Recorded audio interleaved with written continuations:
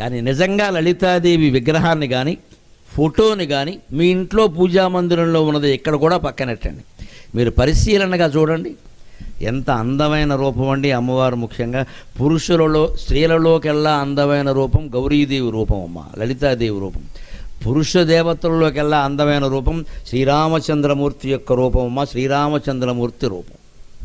అజానుబాహుమరవిందదళాయదాక్షం రమం నిశాచర వినాశకరం నమామి. అంచేత మీ ఇళ్లల్లో ఇతర దేవతల చిత్రాలు ఉన్నా ఉండకపోయినా రామచంద్రమూర్తి యొక్క చిత్రం ఖచ్చితంగా ఉండాలి, లలితాదేవి యొక్క చిత్రం ఖచ్చితంగా ఉండాలి. ఎక్కడ పెట్టాలన్న నడక్కండి, మీకు ఎక్కడ బాగుంటే అక్కడ పెట్టుకోండి.